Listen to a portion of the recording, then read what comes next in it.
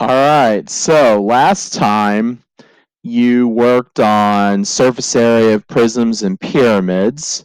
So today we're going to look at the other three types of three-dimensional figures that you could be asked to find surface area for, and those are cylinders, cones, and spheres.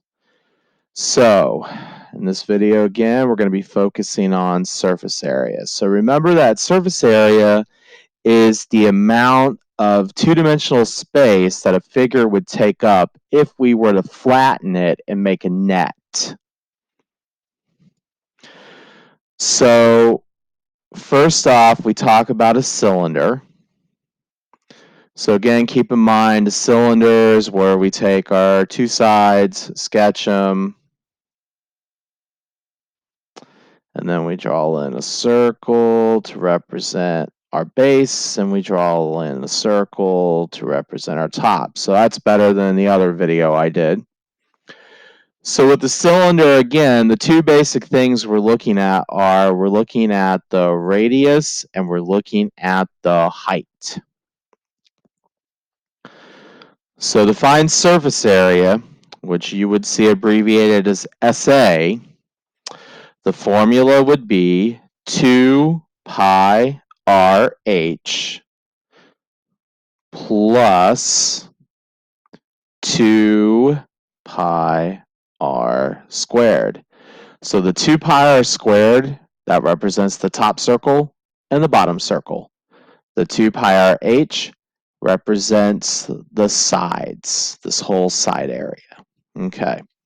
So here, let's say they tell you that the height is 6 inches, they tell you the radius is 3 inches, and they'll say find the surface area of the cylinder. Okay, so we now know what we need to know. So we do our substitution. So it would be 2 times pi times the radius, which is 3 inches, times the height, which is 6 inches, plus 2 times pi times the radius squared, which is 3 inches. So I'm going to do the square part here for the radius first. So this would be 2 pi. Well, yeah, follow order of operations. So order of operations says we have to do the exponent. So 2 pi times 9 inches squared. Okay, now I multiply. So when I multiply, here I can do 2 times 3 times 6. So 2 times 3 is 6. 6 times 6 is 36. So we end up with 36 pi square inches plus 2 times 9, that's 18 pi square inches. I can add these two together because these are like terms technically because they're terms of pi and they have the same unit, inches squared. So when I add those together, we end up with 54 pi square inches. Okay. If the directions said leave your answer in terms of pi, we would do this and you would leave it. Now, if the directions say use pi equals 3.14, well, that turns into an approximation. So this would be 54 times 3.14 square inches. So I get out my handy dandy calculator. I got my phone here. So if I do 3.14 times 54, we end up with an approximation of 169.56 square inches. Now be careful because the directions might tell you to round to a specific place, and if it does, make sure you're paying attention to that. Okay, so next up, now we're going to look at a cone. So with a cone, we have our circular base, and then we have our two sides. Now, with a cone, we are still looking for the radius. So we're still looking for this part. But this time, So we're looking for the radius, but this time, instead of looking for the height of the cone, we're going to use this dimension. We're going to call this L.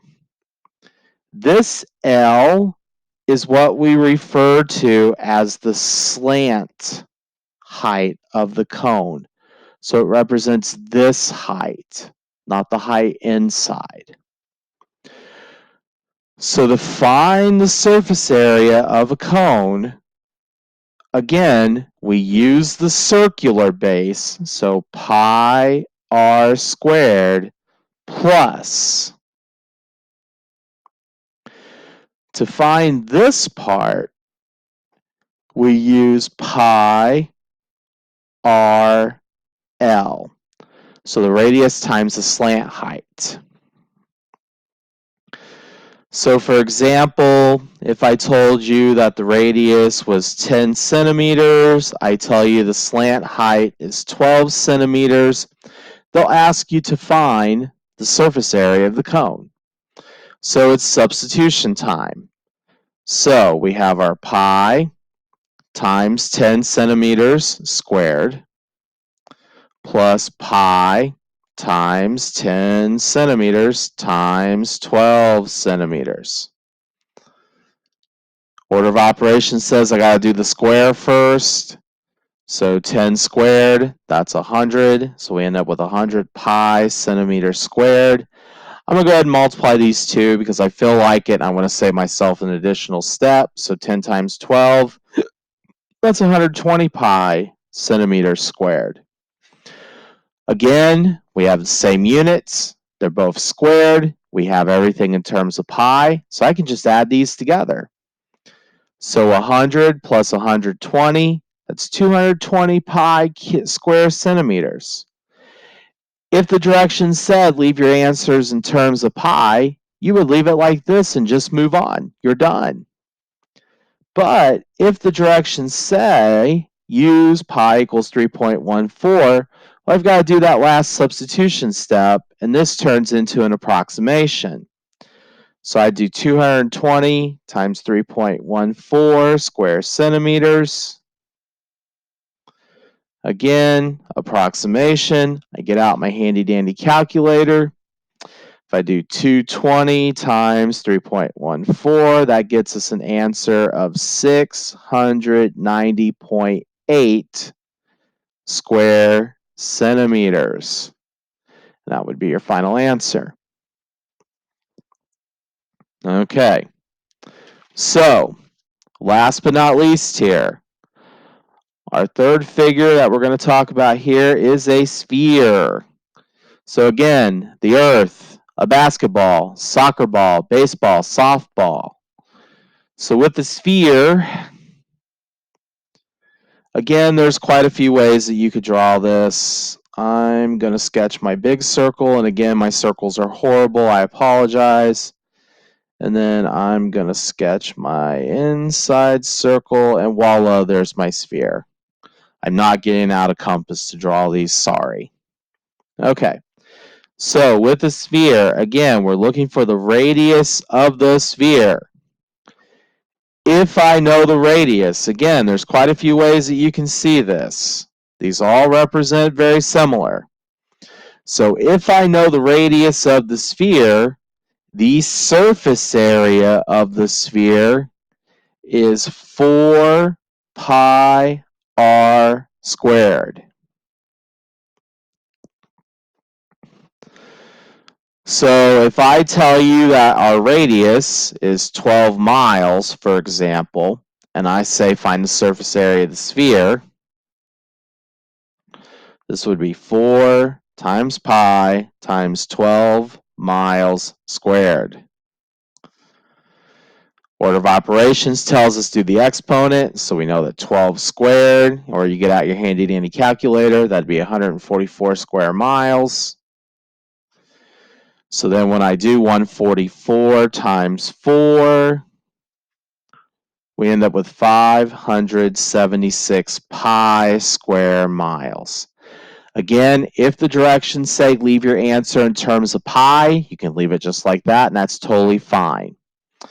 If the directions say use pi equals 3.14, again, this turns into an approximation, and it would be 576 times 3.14 square miles.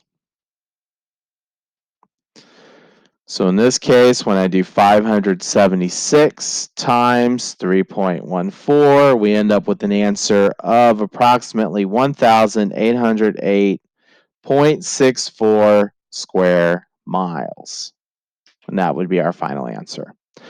All right, so this is my video on finding surface area of cylinders, cones, and spheres. Again, as always, if you have any questions, feel free to reach out to myself or Mr. Ard. You can send us an email, or you can comment on Google Classroom, ask us to do a Google Meet if you need individual help. Or if not, use this to help you with the assignments. Again, any questions, let us know. Have a great day. We will talk to you later.